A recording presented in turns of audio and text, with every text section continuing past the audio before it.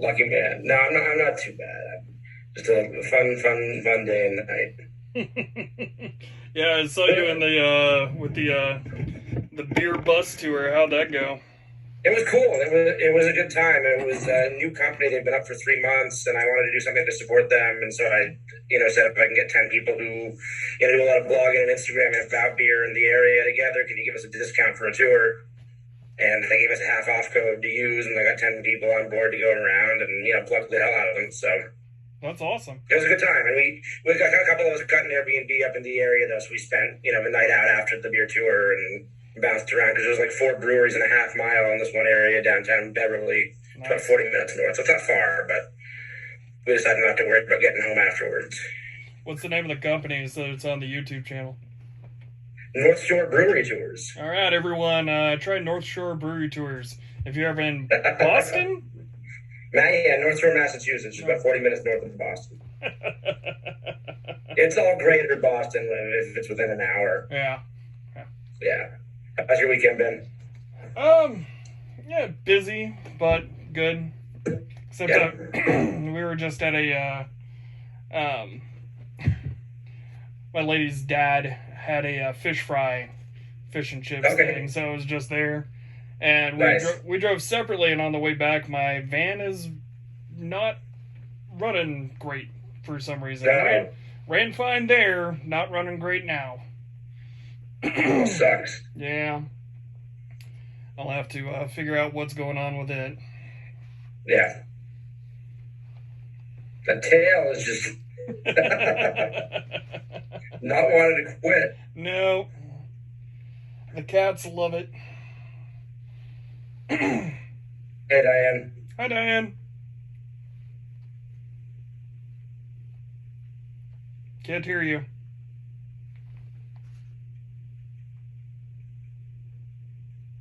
Nope. That looks like a cuss word. Might have been. There you are. There we go. All right, plugging my buds back in. Let's see. All right, still there? Yeah. Still there. You can hear me now? Yep. All right. Yay. I was off at a conference last week, and I thought I was going to make it, but I didn't to be able to come talk to you guys. So, yeah. Are you feeling ready, Aloe? I'm getting there. This week is going to be definitely crunch time. I've been doing a lot of it's hard because I just really need people to quiz me. I'm done with the outlining and flashcarding and watching videos. I really just need to put it down to what I know and don't know. And the only way I know to do that is by getting people on the board to quiz me. So that's really good. I don't know what I have to pay my friends in beer, pizza, actual cash, but getting people down with me and run through everything. Because at this point it's just repetition. Yeah. And I have 2 practice tests left to take, so I'm going to do one this week and then one at the tail end of this week as well. I wanted the Chris Cohen practice test and the actual certified Cicero from the website practice exam to take. So, good. Well, sounds like you're doing all the prep you can do. I'm throwing everything I got at it, and we'll see what happens from there. Sounds like you're going to burn yourself out on testing before you actually take the test, though. But you have to learn the stamina for it. Yeah. True. This is a long test. 3 hours. It's a long test. I actually think it'll be easier to sit a physically written exam and then go to an online format. Yeah, probably. Rather than going in blind. Because at least then I'll know what I need to get through, which sections I might need to go back to in terms of each of the brewing processes, styles, ingredients, keeping certain things like that. So I want to take I want to feel as prepared as I can and learn how to answer the questions in as many ways as I can. Yeah. And then typing them should seem easier by comparison. Yeah, true enough. Yeah. My worst tests were I got a master's degree, so I had to sit the exams and then do an oral presentation. And it was it was the same thing, 3 hours in the morning and 2 hours in the afternoon. We were supposed to have a half-hour lunch break, and my mother and father show up. They're like, hey, we want to take you to lunch. I'm like, no, I only have this. I have to be back in a half hour. They're like, it's going to be fine. And my professor was, giving me the evil eye, and I show up, 45 minutes late, and she let me take the exams, but, man, not happy. So, yeah, I get it, sitting that long and doing, pulling everything out of your head is like, oh my God. So and getting the emails to like, all the protocol, like that email I got a couple of days ago with the tasting exam protocol, like reading about how they're gonna, have my whole screen and background recorded when I'm taking the online test, just like familiarizing myself with all of that is good. Yes, you can't be reaching for a book or reaching for just a minute, I gotta look over here. Yeah. No books, no for anything. It's interesting. It's an interesting format to take an exam. Yeah. I think I'm gonna have a beer deal now. Oh. I think I'm gonna have an issue with it because I work entirely off iPad, so I'm used to dealing with the screen and the predictive and all of that stuff. So going back to actually typing is gonna be it's gonna be weird for me. So yeah, that's true. All right. That's classic. But got the Hellas.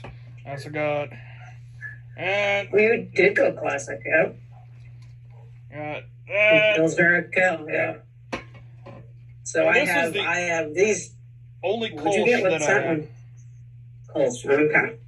Yeah.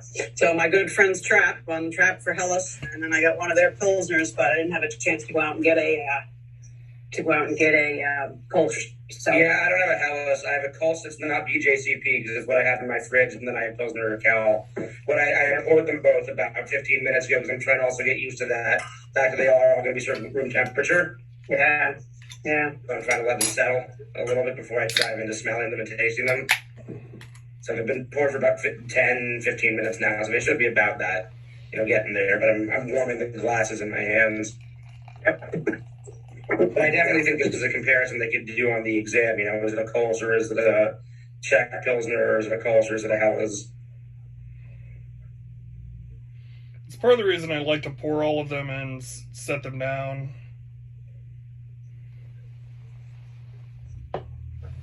Of course, I have 4 and 3 glasses right now, so. It's definitely interesting because I did smell them right when I poured them. Now there are more, eminent aromas coming out, and I just get so much like grassy hoppiness on the Pilsner. I guess it's so confusing the way. I mean, Czech Premium Lager and Czech Pilsner. I mean, they're one and the same, I guess, but really close. Yeah. The Kolsch is just more bready and doughy.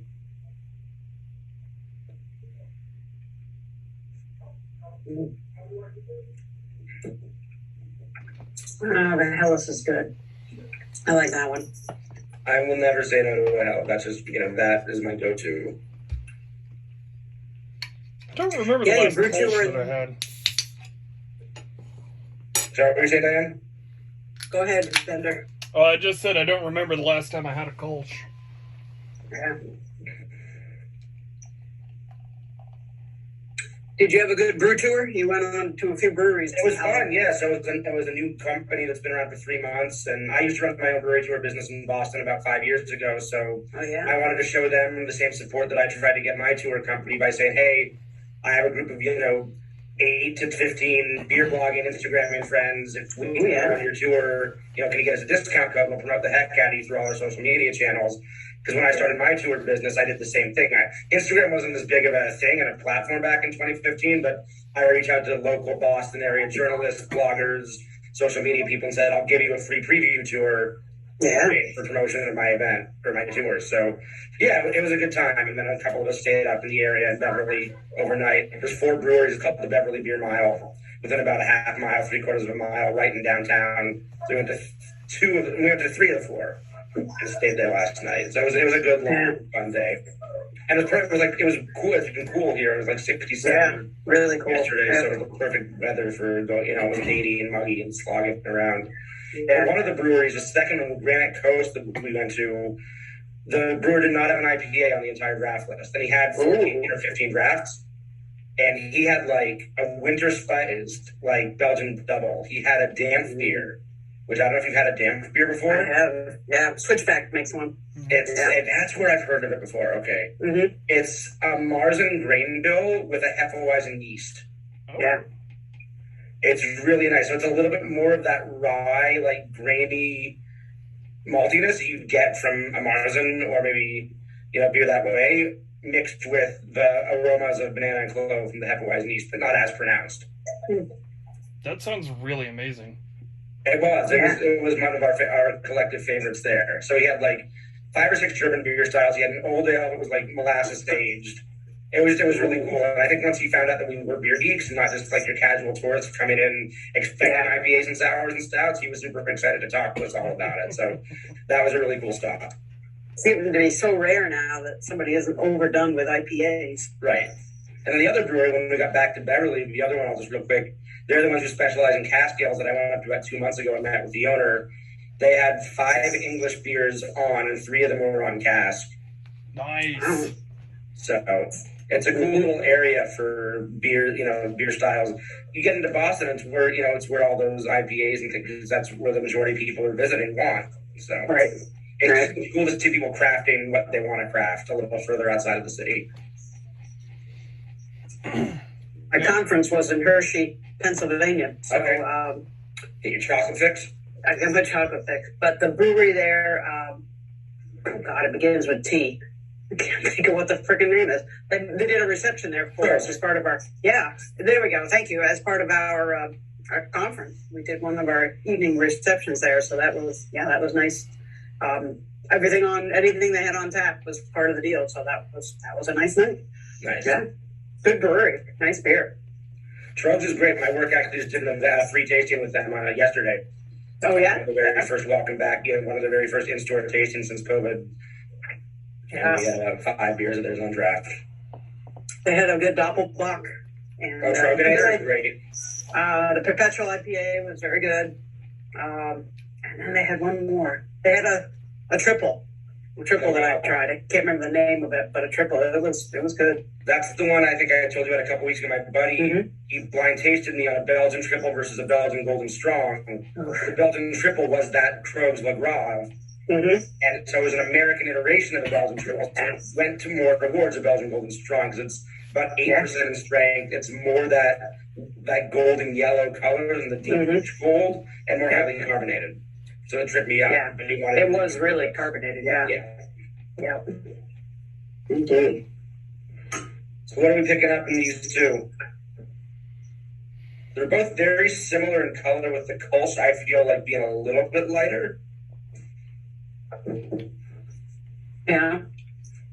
Oh, I'm sure you saw it in the brew bus. It was hilarious. They had the Cicero flashcards just hanging there. The people wanting to tour are learning as well. And as soon as some of my friends saw that, they're like, "You're not getting up easy." Yeah, hey, I'm supposed to be relaxing and drinking. What am I doing here? Yeah. No, it was good though. I got a couple of them. The Kolsch actually tripped me up because those stats are so close to a Hell's and a German Pils. And it was the SRM. I mean, that's the trifecta. Like, I think that trifecta and the Doppelbock Wee Heavy Belgian double trifecta are the ones that are most similar in SRM and IBUs. Yep. And the German one's more so an ABV that they tripped me up. But I got the Belgian triple right off the bat, and I got one of the other ones she gave me right off the bat. So that felt good. Maybe I just need to be powered by beer. Drink a couple before you go? Well, maybe. I don't know if you've ever been Family Guy fan, but there's an episode where the girl playing piano gets better the more drunk she gets, or something like that. So one of those things, like, and maybe I always played pool better after a couple beers. So you relax a little bit more. I think, it's focused on the perfect shot. Yeah. That master's work, when I wrote my master's thesis, I would get 2 or 3 beers in me and go right, and it would just like roll out and write everything, and then the next day you had to edit. And you could like page after page writing all this shit, and then you're like, oh yeah, well maybe that was 1 beer too many, but I wrote a lot of stuff. Yeah. So I have Kolsch versus Czech Premium Pale Lager. The color is similar with the Czech Lager. Could go one more SRM notch deeper. It's 3.5 to 5 for Kolsch. 3.5 to 6 for the Czech Pills. Yeah, that's really similar. The alcohol in a Kolsch was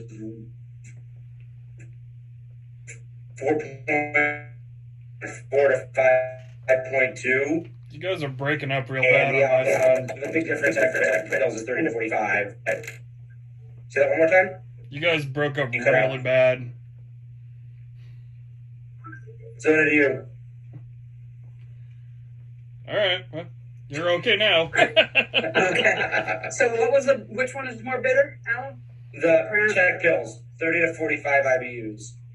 More than the German Pilsner? More than the Kolsch. The Kolsch. Oh, yeah. Yep. Okay. Agreed. Yep. The Kolsch ends at 30 IBUs, and the Pale Lager starts at 30 IBUs. It's one way you could remember it. And the Helles is even less pronounced. The Helles would be even less pronounced. I need to pull that card up, but I think it's 16 to 22, so it's less pronounced, yeah. Yeah. They're all very close, like alcohol and yeah, they are. 7 to 5.4. I really like that trick I found out, which I posted in the group. I don't know if you saw that, Diane, where all the Belgian beer ABVs are very much round numbers. Oh, yeah. Like they're all 6 to 7.5, 7.5 to 9.5, 8 to 10. Mm-hmm. So if you get those stats and you're trying to discern what it is, yep, you can tell. The German ones and the English ones are more the ones that have that 4.3 to 5.6 or 5.6 to 7. So don't some of the Belgians name them by the 8, 10, 12? Yeah. But the tricky part about that is, some of the 10s and 12s are both Belgian or Belgian doubles or both Belgian doubles. Yeah. So even though we're one up, it doesn't necessarily mean it's different style. And don't they used to have an old Belgian system or something as well. Maybe it's not quite ABV. Yeah. Well, the Abbey is the single, double, triple. Yep. Yeah. But I'm just trying to. When the Pilsner Raquel, that smells fucking delightful. There's also more of a creamy head on the Pilsner Raquel. I don't think I got much of a head. I haven't poured this the best with the Kolsch. Mm-hmm. But I'm swirling my glass, and that's what I get with the Kolsch. Is nothing. Yeah, it's not much. And then on the Pilsner Raquel, I'm getting that little line of white foam at the top.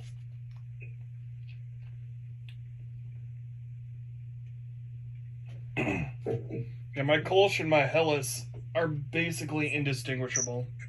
Yeah. And the Pilsner Raquel is just like a little bit more amber. And that's really the only way that you can tell the difference. Mm-hmm. I don't think they do. I would hope they wouldn't do Kolsch versus Helles on the test because they are so similar. That would be trickier, but I could definitely see them doing Kolsch or Helles versus the Czech Pils. Mm-hmm. Because that's also, not that you're really able to taste the water, but that is one of the predominantly historical water differences. Indeed. So what area are you feeling least confident in that we can ask questions of you? It's always the brewing or the keeping and serving stuff, the draft line stuff. This is numbers. It's memorizing those numbers. Like Bender gave me the numbers. Memorize, I think it was 2 and 12 for the pressures and the rate of pour, rate of speed that it comes out. But it's just that stuff that. Sorry? 2 ounces a second. 2 ounces a second, not 2 seconds. Yep. So it's that stuff, and then it's all the style. When it comes to actual style stuff, apart from the numbers, I feel pretty good. On one of those exams, I think I was saying last week, Diane, I got 15 out of 16. On one page of the this beer is from this region, and this name translates to this, or this was a historical style that originated in X. If they're phrased that way, I shouldn't have an issue. Yes. But again, it's everything to do with the stuff I haven't had the hands-on practice and trying to theorize how to do that. But if you have any of the practice exams pulled up, if you want to read me questions right off that, and I can swing some back at you, or I can give you flashcards as well. Because I got flashcards for pretty much everything by now. I've also got flashcards for all the off flavors and denoted on them, what they're from, whether it's brewing or packaging. Because I've also realized that's how they're going to organize it on the exam, which I didn't realize, is that they're good. So the first 4, it's weird. It goes off flavor, tasting, and then off flavor again. That's how they set them up. You don't have to do it in that order. But the first 4 they give you are all going to be based on brewing off flavors. And they tell you that, so you know that going in. So you can kind of compartmentalize what they're going to be. And then they're going to go to the this or that for styles. And the last 4 are going to be packaging-based off flavors, and you have to give more information on that section. For the packaging-based off flavors, you have to say what it is, and then why it comes, why that happens. So you don't have to just, like, for the brewing off flavor, you can say diacetyl, but you don't have to explain what that is or how it comes about. On the packaging side, oxidation, light struck, things like that, you have to say why that comes about and what's a possible way to prevent it. So that's what I've read about, and that's actually all on the Cicero website, which I didn't realize. I've been digging into what you need to know before the exam, and they do outline that. That's good. So it's good to know that they're not just going to throw 12 beers in front of you and be like, okay, go to it. Yeah. But I find it interesting they put the this or that in between the off flavors, because I would want to attack the this or that before I get into the off flavors. Yeah. Do you get like something to cleanse you got glasses of water or something? Yeah. Yeah, prison crackers food. And water. Yeah. Better than prison food. Yeah, but to get one of those off flavors in your mouth, you'd be like that. Yeah, and I just ordered. So I have one spike kit, and then I just ordered another one. So I'm going to do a spike kit midweek this week, and then another spike kit right before on Sunday or Monday night, and test those out. And I'm going to do, because I bought a 6-pack of Amstel Light, which is what they almost always use for the exam. So I'm going to test that, and then I'm also going to throw some spikes into like a double IPA and into a stout. Oh yeah, just in case. That last part is not Amstel Light. They do give you different styles for the packaging ones. So who are you getting your spike kits from? From Cicero? Yeah. It's pricey, but it is what it is. It's it's that's what they're going to use for the testing. So you might as well get the exact thing. Yeah, exactly. And I pretty diacetyl and oxidation for me. I'm going to know those are the two I feel comfortable with. So I know I have one on each side. And I just have to make sure. And I think I'm pretty good at identifying controls, because they're not, as I said, I think what I've heard is that they're not shying away from putting these off flavors in them. They want you to know that they're present. Yeah. Potent. Yeah. Not slight. Right. Yeah. The light struck, they've left it out for a day. Yeah. Yeah. It doesn't take long to light strike a beer. No, it does not. No. On that note, talk to me about diacetyl. What is it? What does it taste like, and how does it come about? Butterscotch. Butter. I think. Butter. Diacetyl. And it is, if you don't get the beer cooled down fast enough, and it can be a yeast problem as well. Yep. So 2 places that could come up into the brewing process when you're going to the fermenter, cooling it down quickly enough, and then if the yeast is from the maturation process with the yeast. The yeast will actually consume the diacetyl after it's done consuming the sugars for the alcohol. Yep. So is that the diacetyl rest, or is that during another part? That's diacetyl rest, and you have to make sure that it gets enough rest. You have to make sure it cools down enough. It's an improper conditioning of yeast, which means it's not. It's a bacteria, correct? Yeah. Where is diacetyl potentially appropriate, style-wise? Flanders. No, that's not right. Isn't a little bit of a diacetyl okay in American Light Lager? Not that I've written down. There's 2 styles, 2 categories. One of them we're drinking right now.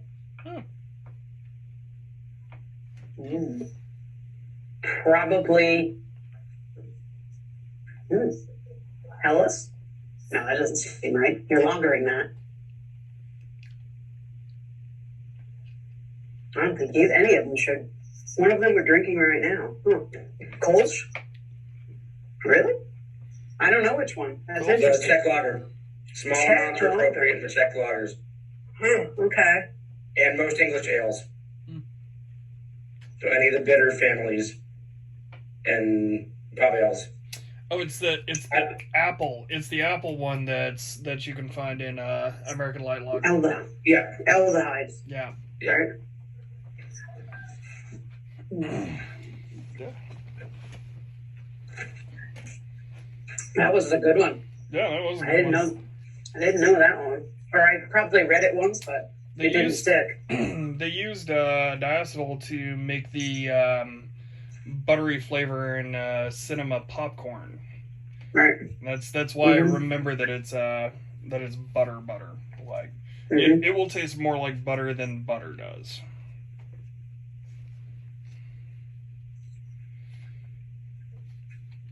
All right. Long draws. How about the wet cardboard oxidation taste? What about it? Where does that happen? Improper storage and temperature storage of beer. Or improper storage and temperature control, I should say. And too long storage. So after package, really. After packaging, yeah. That's packaging based off flavor. Yeah. And it just gets this stale newspapery wet cardboard. Yeah. Nasty. Yep. All right. Long draw system using both CO2 and nitrogen. What pressure are you running it at?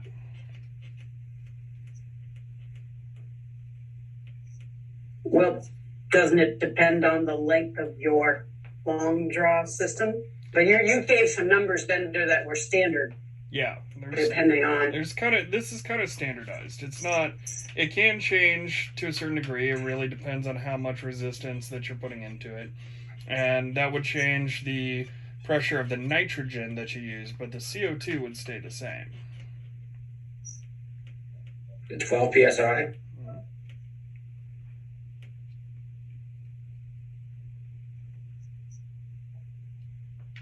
Yeah, I'd go with 12. We get it right. 12 psi in the CO2, but the standard for a long draw system is 22 psi. So got it. 10 psi nitrogen, 12 psi CO2. The CO2 got it. Total combined. Okay. Now, what would the resistance be in that system? Yeah, I don't know. 22. That's correct. It's the same. If you're pushing the pressure that you're pushing with has got to be the same as the pressure, the resistance pressure. Yeah, I overcomplicate it. I always think there's an equation, but it always equals. To be honest, there is an equation, but it's just the same. Yeah. Right. Well, you could. Well, yeah. But there's an equation. Is that measured in like pounds per resistance? Like, what's the measurement for the resistance? Like PSI. It's still PSI. Yep. Okay. 22 well, pounds. And then right. The resistance of the system, and then the atmospheric pressure. Right. There is a equals total resistance. There is. Right. But they're going to balance out. Yeah. But the resistance of the system and the resistance in the push of the gas equal out. Yeah. They have to. Yeah, I mean, atmospheric pressure does play a hand in it, and it depends on where you are in the country, and some things will change a little. But those are pretty standardized, so. And you said a direct draw was 12. Yeah.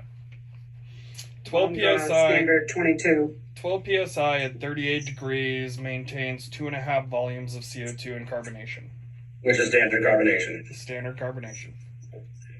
What's the carbonation? Because I remember we talked about this last week. What's the carbonation for German beers? German ales, I should say. Most German ales are carbonated what? Higher or lower? 2.55 or 2.5 to 2.6. Is that up? Right? Up 2.7. Up. Really? 3 to 3.5. Would you put a Hefeweizen would be the highest carbonation? Yeah, I mean Hefeweizens, any German ales higher. 3 to 3.5 volumes of CO2. I did not expect that. That's in the draft manual. Good one. Weird. So you would run a separate line. You have to run a separate line for your Germans. Not necessarily. Not necessarily, because you could. Yeah. You have a secondary regulator to control the pressure into that. That's true. And then you can there are things that you can put in line that actually add more resistance. like a flow control faucet or there's actually an inline resistance thing that you can put in.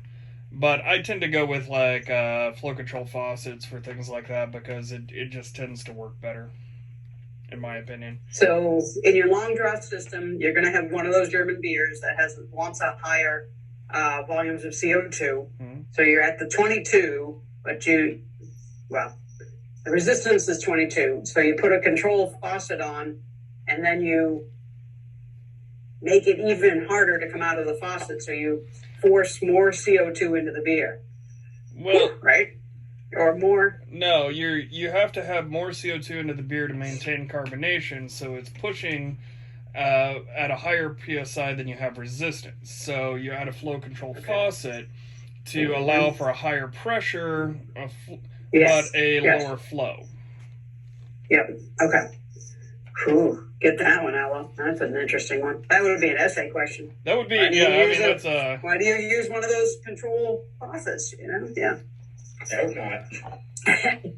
Yeah. Boy, that would be a tough one. Just channel your inner Bender. What would Bender say? What would Bender do? What would Bender do? Bender would get another beer. As a cat come visit. Yeah. That should be your next YouTube series. What would Bender do? Oh, there you go. Yeah, I like that one. I like that. And you can attribute it to many different things in life, not just beer and brewing.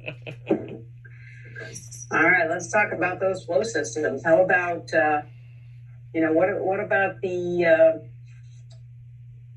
why not one more time through the cleaning? Although you got that one down, Aloe, the schedules. Well, caustic's every 2 weeks. Mm-hmm. Faucets are every 2 weeks. What percentage of caustic? 2. Yep. 2%. Yeah. At 80 degrees or above. The hotter, the better. Always best to read the packaging, is generally what I say on that. Yeah. Mm-hmm. Are there... And then the acid line cleaner quarterly, every 3 months. Yep. Couplers and fobs hand detailed every 6 months to completely tear them down. Now, would you soak a faucet? No. You would just clean it with a wire brush. You would never submerge the faucet in anything, right? I do. Body? Yeah, you don't have to. No, I take them off when I hook up my system because I use a pump system, although I do have a cleaning kettle as well. I take them off and I put them into hot water to soak in hot water. And when I'm running the chemical through, I'll generally pour out the hot water and I'll pour chemical in there just to make it easier on me when I get to scrub them. So next week, can I put on my faucet cleaning demonstration for you guys and have you take me on it? Yeah. Oh yeah. Because that would be helpful because I'll literally be on camera doing it and that'll give me some semblance of helpfulness to. Because that's what I've heard from 95% of people what they're gonna have you do with these. Really? I've heard from some people that sometimes it's even just a proper pour. Yeah. And the cleaning sinks, and I always mess up the sanitizer. The sanitizer goes last. For some reason, I always think it's in the middle, but it really is last. Mm-hmm. It goes cleaner, cleaner water sanitizer, which I think is different than food handling sinks, which is why we're getting kitchens and bakeries. It's different because in the middle is you wash, you sanitize, and then you rinse. Yeah. And that's experience I've had, so that's why I need to reverse the order in my mind. But yeah, I'm going to practice this week, and there's a YouTube video of some guy doing it. I'm basically just going to copy his script down and write that. But next week it'd be helpful if I could do that for y'all. Remember, heal in, heal out. That's right. Don't do a wire brush. Don't you do like a plastic? Because wire would scratch the inside, and that would be where the bacteria would lodge in. Yeah. So not a wire brush, but the plastic. I was given a wire brush to clean one out before. Really? So that wasn't like when I just took the keeping and serving quiz on the Cicero. That was a question: what would you never clean a faucet with? And I mean, out of the 4 answers they gave, toothpick was the answer they were looking for. which is obvious, but wire brush was on there, and I didn't get it wrong for not selecting it. So here's the thing: you could use a stainless steel brush on a stainless steel faucet. On a stainless steel faucet, okay. Yeah. But if it's chrome or something softer, then you'd be kind of in big trouble. And I was just asking the standard stainless steel faucet. Stainless, okay. I don't even think you can really get those anymore. All of the ones that you order from the companies they're all plastic, nylon. Yeah. They're nylon brushes. Right. And honestly, stainless steel brushes aren't going to last nearly as long as the nylon brushes. So, yeah. Yeah, I took that damn quiz 3 times before finally passing it. I just kept going back. Okay, what did I get wrong? Okay, I'm going to 72%. Now I'm going to 78%. Like, let me just get above that 80%. You can do it. I did it for the keeping. So that was my challenge because I knew that was the one I needed the most work on. So I just kept going through. And like some of the Cask questions too were like, all right, which are the actual plugs for the holes? Which are the actual holes? Like, so I will admit that I took that after going and taking the Micromatic advanced draft course thingy. Yeah. So like I took it once and passed without any problem, but before I went to the Micromatic thing, I don't think I would have passed. Mm-hmm. Yeah. All right, beer freshness. Draft beer, refrigerated. Non-pasteurized versus pasteurized. What are the day lengths? Unpasteurized 3 to 6 months. Pasteurized 6 to 12 or 6 to 9. I think that's bottle. Not even that long. So non-pasteurized is 45 to 60 days. So just about kegs, like a not bottle keg. It just says pasture kegs. Okay. Oops. All right. Pasteurized is just 3 months to 4 months. Which there's drinking old beer. There's actually a big push to change that because that's not true anymore. Yeah. There's been enough. There's been enough advances in cleaning technology and other stuff that, like, honestly, most kegs will last longer than that now. Gotcha. So say what the book says now. 3 to 45 3 months to 4 months. 90 to 120 days. For kegs, unpasteurized kegs. Pasteurized kegs. Okay. 90 to 120 pasteurized and shorter, 30 to 60. 45 to 60 non-pasteurized. 45 to 60 non-pasteurized. Yeah. And the majority. Bottled or canned, refrigerated, how long? Maybe that's what I had. 3 to 6 months. Yeah. And just on the shelf? Well, much less. Yeah. 3 months, no, less than that probably. Less than 3 months is the answer. Yeah. Refrigerated up to 6 months, shelved less than 3 months. So that's another way. I mean, this is another way you can think of phrasing it. If you're getting a question about off flavors, having to write an essay about off flavors and how they develop, you can say, well, bottled beer that has been refrigerated shouldn't be in there longer than 6 months. So that could be a product, or the shelved beer was on there longer than 3 months, and that could be a reason for oxidation. The refrigerated beer, that could be a reason for light struck or Captain.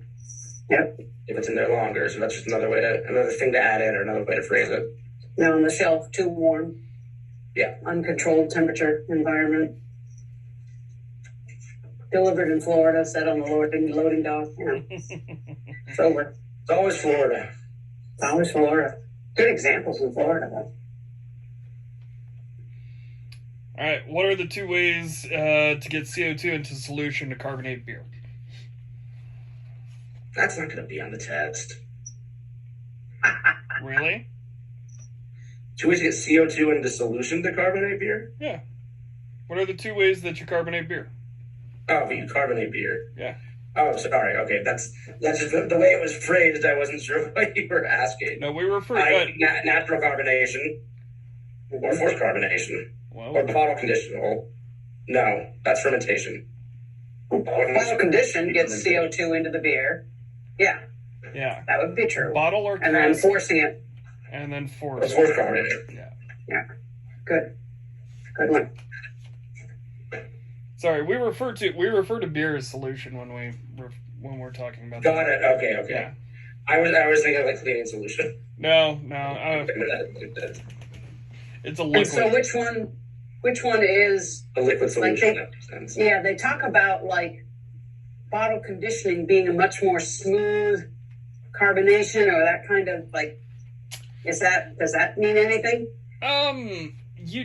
Okay, so there are issues with both process. One of the main issues with forced carbonation is if you don't do it right, you can blow off all of your aromatics. Because you're literally just like, you're carbing it in a matter of hours or less. You're forcing all of this pressure in there. And you do have to vent your tank when you do that so that you don't overpressurize the tank. So if you're doing a vigorous forced carbonation, you can blow off all of your aromatics and lose a lot of that.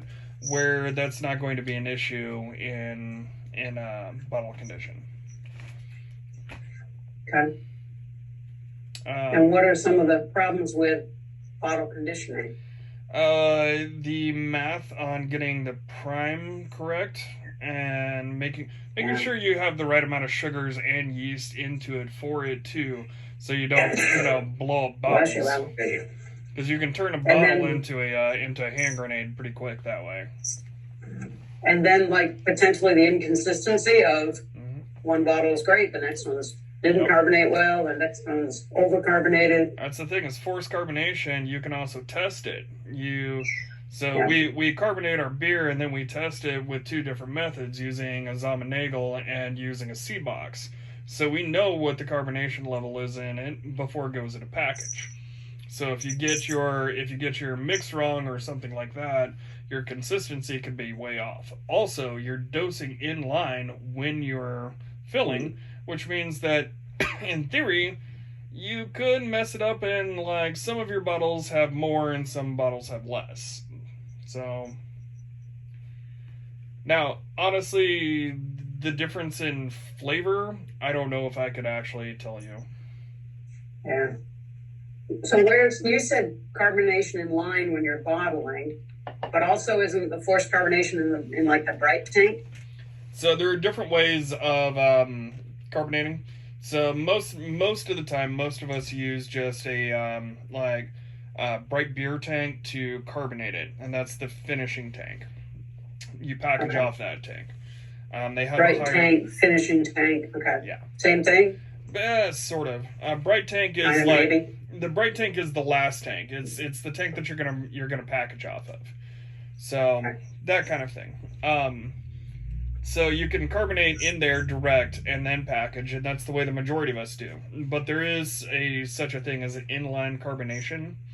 So as you're pulling from your bright tank to your packaging, that actually carbonates in line and goes out. So it saves time, a couple other things. I don't know. I've never really messed with an inline carbonator, but I've seen them. Also, most breweries don't actually have a pasteurizer or use a pasteurizer, so yeah. All right, Alan, you're the one getting ready for the test. What do you want to know? You have to just throw stuff at me. I need to be prepared to answer all of it. So, what I want to know versus what I need to know are two different things. What I want to know is that I'm familiar with enough stuff.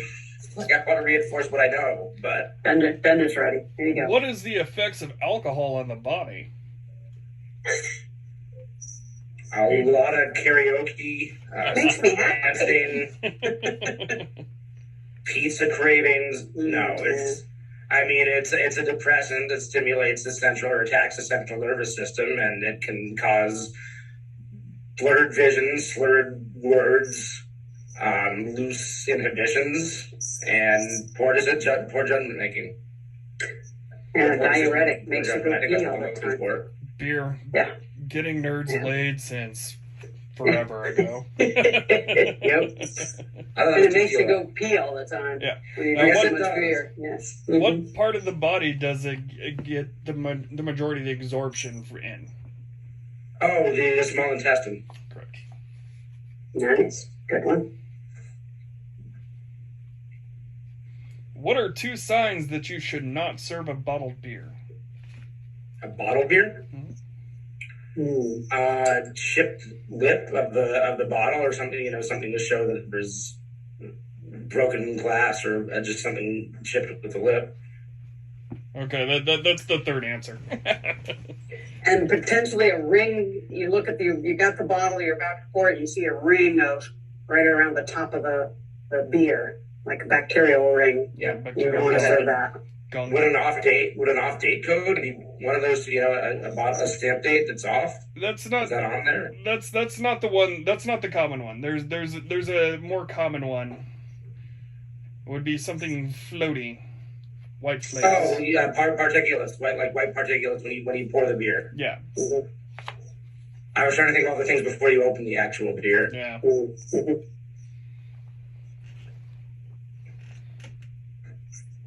Going back to glassware cleaning, Diane. Mm-hmm. We talked about the 3-sink method.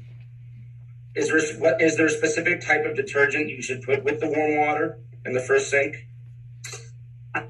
It should not be your regular dish soap because most of those are petroleum based and they'll leave a film. Right. So there is a very specific detergent for glass cleaning, and I cannot remember the name of it. Yeah, it's just asked for non-petroleum based. Yeah, okay. What are 3 signs of a properly cleaned glass? You could when you put the water in it after the cleaning, it sheets off the glass. When you tip it upside down, it would sheet down and not form rivulets or areas where it went around. The second would be when you're drinking the beer, you would get the lace legs down the side of the glass.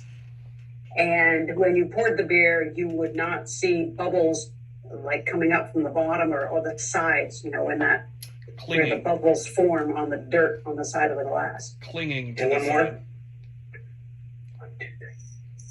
The head on the beer as it forms. How much head did you get on the beer? An inch head retention. And how long the head would last, right? Yeah. You get a head, but then it just disappears completely in a dirty glass really quickly. Yeah. And you mentioned one of them in terms of a way to tell that a glass is beer clean without pouring beer in it. You just mentioned one of them. What's the other test you can perform? Well, you could do the salt test, but you wouldn't be pouring beer in that for a while. No, that's what I'm asking for the non-beer pouring. The salt test where you get the glass wet and put the salt in it and move it all around and so salt test is eating in here. Yeah, but what's the point of doing the salt test? Just pour beer in it and check it, and if it's good, then you get to drink it. Well, they do want you to potentially know that. Putting a salt in it just gets it dirty, so you have to wash it again before you can drink beer out of it. Yeah, still screwed it up. Yeah. All right. What is a growler's shelf life approximately? 72 hours. Once opened? Or no. Sealed? Unopened, sealed.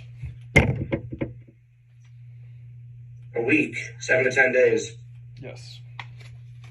Once open, 48 to 72 hours. I wouldn't even. But yeah. Fair enough. Faster than that, yeah. 24 to 48, maybe. Yeah. Mm-hmm.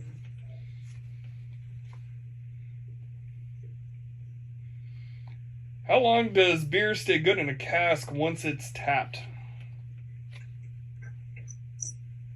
That's got to be fast, too. I'd say 24 to 48 hours.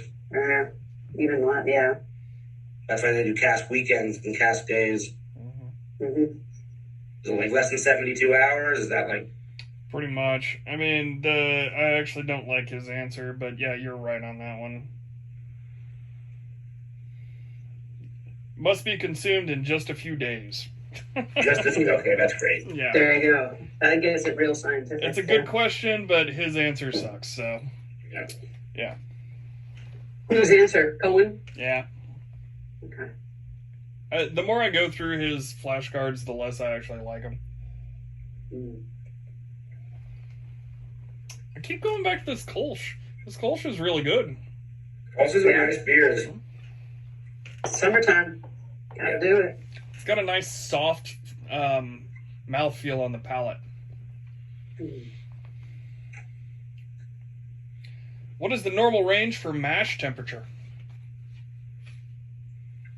160 to 170. No, yes, 160 to 170 degrees.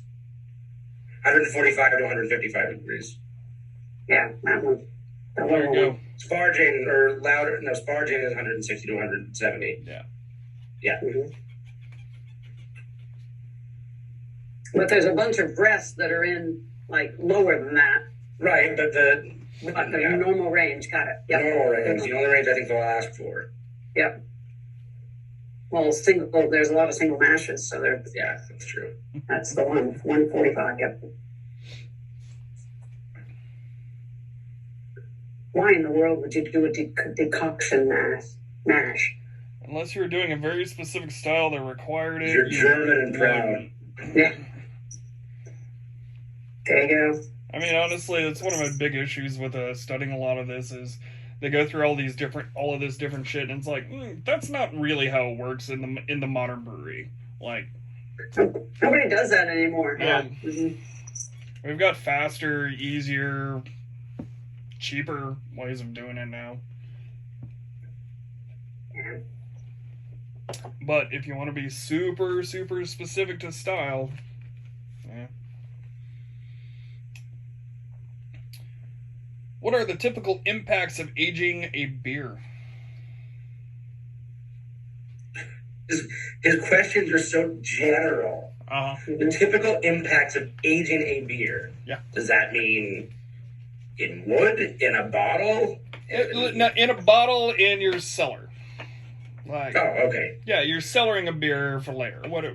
Got it. What would you expect? I mean, typical impacts of properly aging a beer that's meant to be aged, are going to be development of flavors. I mean, if it's a bottle that's in bottle condition, there's going to be more re-fermentation that goes on and changes the flavors from any. No?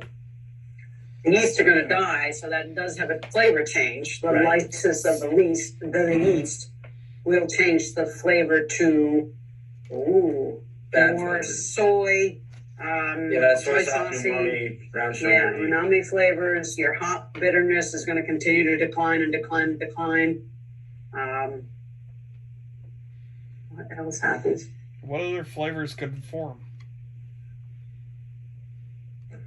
I mean, in a good aging scenario, oak, more oak, vanilla flavors, caramel flavors, any development from like rich malt.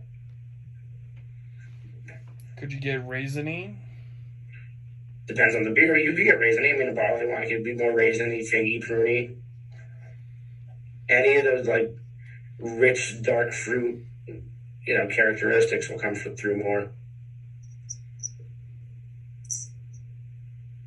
How about papery? Yes. If it oxidizes, it depends on the packaging. Right. Yeah, you're right. His questions are kind of vague. Yeah. Very vague. All right, what if it was in wood, in oak? Aging in an oak barrel.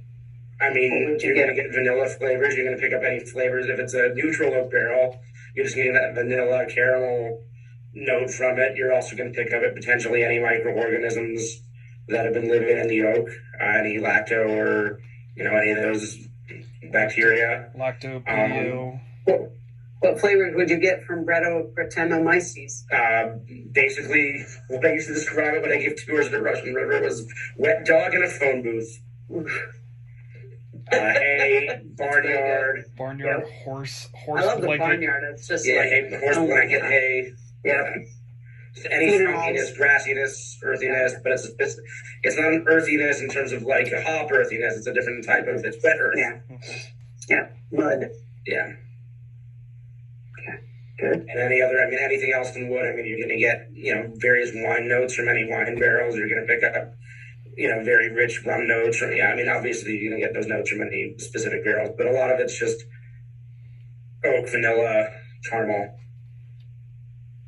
And so lactobacillus versus acetic acid, acetobacter.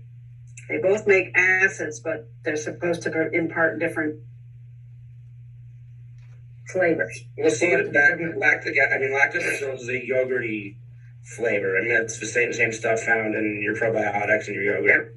Acetobacter is more of an acid base or like a vinegary flavor, more like it's more sharp.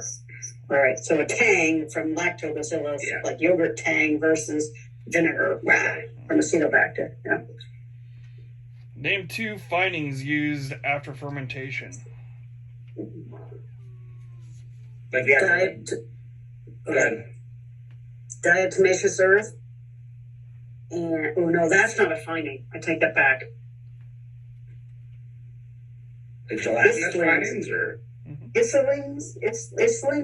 ISL. Isinglass. Isinglass. Thank you. Yeah. Which is what? That's one, though. What is isinglass?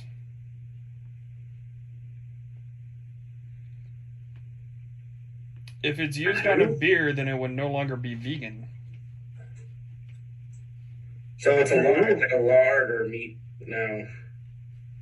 It's ground up fish organs. I actually knew that. That's right. Yeah. Okay. Woo! Okay. Yeah. I should thought, wow, that one didn't stick. Okay.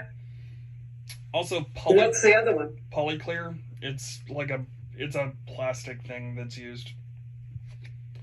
I'm not surprised you didn't know that one. But isinglass might be on the test. Yeah. Now, what is diatomaceous earth used in? Filtering. Correct. And specifically a DE filter.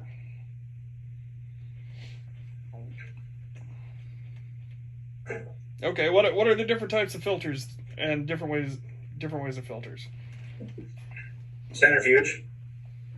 Technically not a filter, but it is used for clarification. Got it. Well, the diatomaceous earth is one. And isn't there a filter press with so many different press layers, like 2, 4, 6? It's called a plate filters to go through? It's called a plate and frame. Yes. Plate and frame filter. Yeah, okay. There's a couple other kinds of filters. There's a sock filter, and there is a what is that thing called? Lenticular filter. Now, I doubt that those will be on there, but a DE filter, a centrifuge, and isinglass may be on there. So. Yeah. Mm-hmm. Got some good ones tonight, Bender. I actually prepared some for this. You did. I'm glad you did. What is carbonic acid?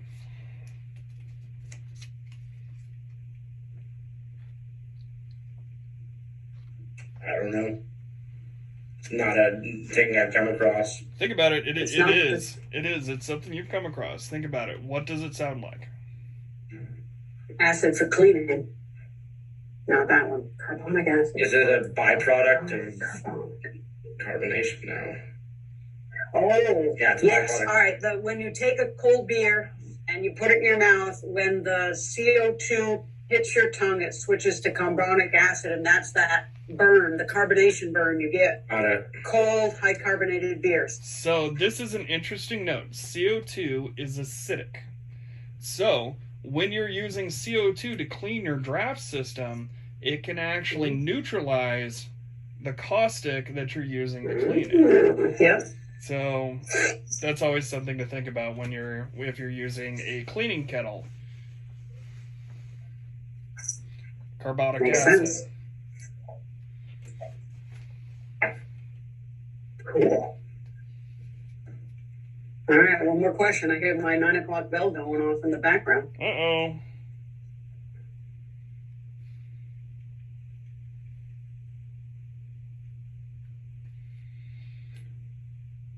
What's the natural way to allow beer to clear? To clarify. Being put in a conditioning tank and letting all the just flocculate. Well, that's... A whirlpool is natural. You could whirlpool it. That's a natural centrifugal force to move. That's not the right force, but the force that pushes them out to the side and whirlpool them down to the bottom, that's natural. It's the tea leaf equation, something like that. I forget which one. It's something tea leaf. But that's that. No, you're right. It's lagering or cold crashing.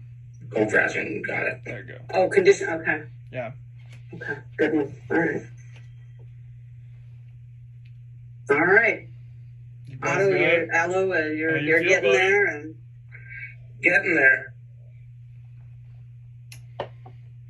Do you want more draft system questions? I know that's one of your areas that you're worried about. Throw them at me. I mean, if you want to stay on a couple minutes, I'll take a few more questions. Okay.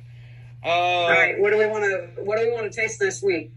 Oh, good think question. John will be back next week as well. Yeah. Do you want to? That's up to you, Allo. You're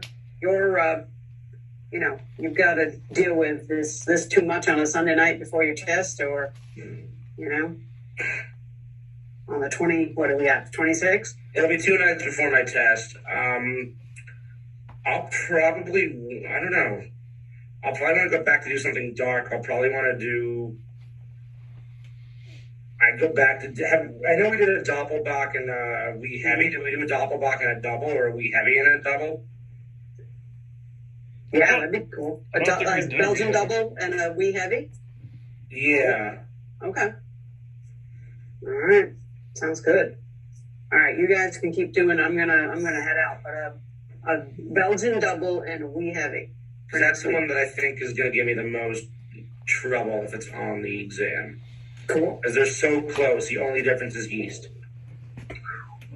Yeah. All right. That sounds good. All right. You guys keep practicing. I'm going to head out. We'll see you next week. week. Good to see you. Bye now. Bye. All right, buddy. What is the beer line called that goes between the coupler and the fob? The jumper line. What is the jumper cable? What is the other line that attaches to the coupler? It's usually red or blue. Oh, the trunk line. It attaches to the coupler. There are 2 lines that attach. attach. The gas line. Correct. What is the purpose of the fob? To stop the flow of beer when the keg empties. Correct. How does it do that? There's a little ball in the fob that detects when all the air has come out of the. It's something to do with air compression, right? No. You're close. There's a float. It could be a ball or a float. Right. And when the CO2 exits the keg and goes into it, it drops the float and cuts off flow. And shuts everything off. Yeah. So when CO2 finally flows into it, the float drops and cuts off anything that comes out. Okay. It's an inverse reaction. Yes. Cool.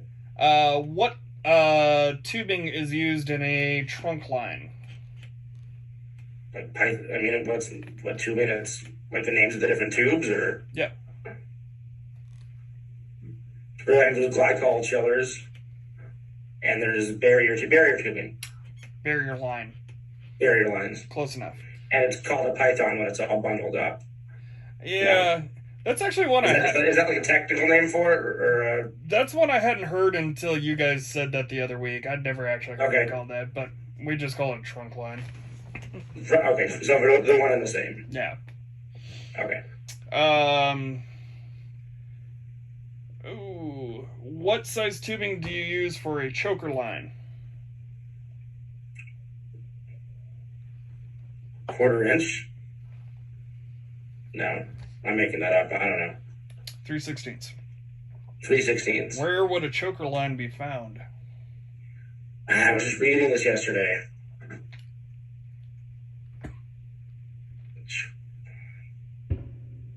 I'd have to look at my card. I don't know.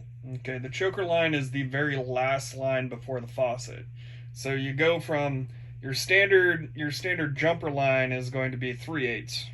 Mm-hmm. Then you go smaller consecutively. So either your line's going to be 3/8 all the way with a choker line, or if you go to a smaller tube, so you've got 3/8 line into a 5/16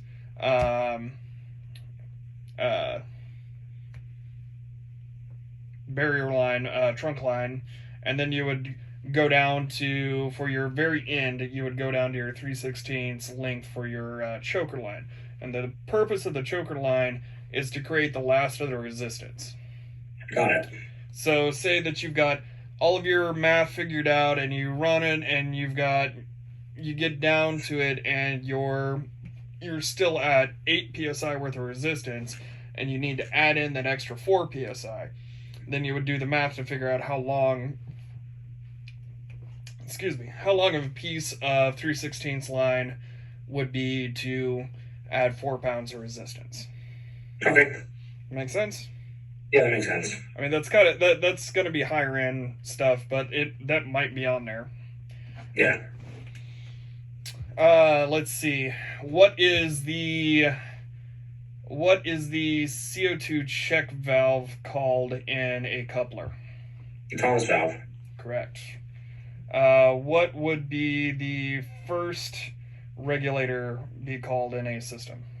The primary regulator. And the other one? Secondary regulator, and that's if you have to maintain different pressures in different kegs. Perfect. I think honestly you've got this, man. I think you're doing well.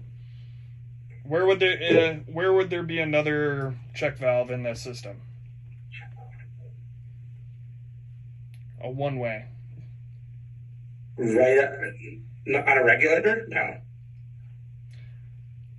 You know what? That's a bad question because a lot of times the valves that go into regulators actually have a check valve to go down. So you would actually be correct there, but that's not the one I was looking for. What's the one you were looking for? The beer line check valve. So it allows beer to come up, but when you uncouple, it hopefully blocks it so you don't spray beer down out of that system on the coupler. Honestly, I think you got this, man. Is there a particular area? Thank you. Is there a particular area that you're feeling down on? No, just all the draft line stuff. I mean, food and beer styles and brewing processes, I think I have a good grasp on. And as I said, I just have to remember, like, if I can knock it out of the park with those, some of the other stuff becomes a little less important. But still not important. Not important, but a little less weight gets put on my shoulders if I miss a couple of those, I should say. And then, just really honing down on just not overthinking things. That's the biggest part. How much resistance do you add for a foot elevation in a draft system?